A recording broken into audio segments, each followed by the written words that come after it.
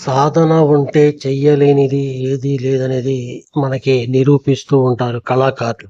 ఈ కళాకారుడు చూడండి తన ప్రాక్టీస్‌తో అసల ఎంత బాగా ఈ స్ట్రిక్‌ని చేతులతో తాకకుండా 2 కర్రలు తీసుకొని గిరగిరాలు తిప్పేస్తున్నాడు. ఇది ఎంత ప్రాక్టీస్ చేస్తే ఈయనకి ఈ కళ అబ్బుంటదో మనం ఊహించుకోవచ్చు. ఎందుకంటే పొట్టకూటి కోసం కోటి విద్యలంటుంటారు. కానీ ఊరికనే పొట్టకూటి కోసమే కాదు, చేస్తున్న పని మీద అంకిత భావం ఎంతైనా ఉండాలి. లేకపోతే అది కళ వ్యర్థమైపోద్ది. ఇది చూడండి. ఇది ఎంత ప్రాక్టీస్ చేస్తే గాని ఇలాంటి కళలు మనకి అబ్బవు. ఇతను చిన్నప్పటి నుంచి ఎంత సాధన చేసుంటారంటారు. ఇది ఇలా ఈ మ్యాజిక్ చేయడానికి అబ్బో!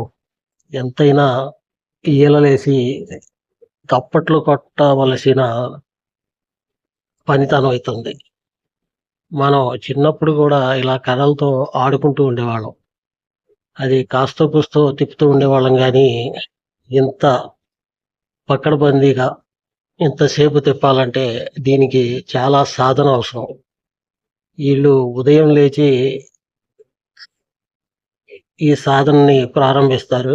తర్వాత మనకి సర్కస్‌లో షో ఏసేటప్పుడు వీళ్ళు ఈ పనితనాన్ని మనకి చూపిస్తూ మనల్ని ఆనందపరుస్తారు.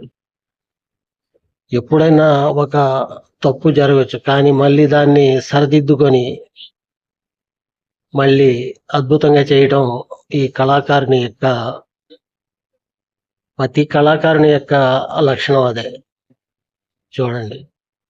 ఇప్పుడు ఈయన తిప్పేటప్పుడు కింద పడుద్ది. కానీ దాన్ని మళ్ళీ తీసుకొని ఆయన ఎంతో అద్భుతంగా ఈ కళారూపాన్ని మనకి ప్రదర్శిస్తాడు.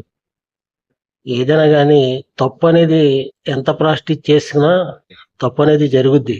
జరగకుండా ఉండదు. మళ్ళీ దాన్ని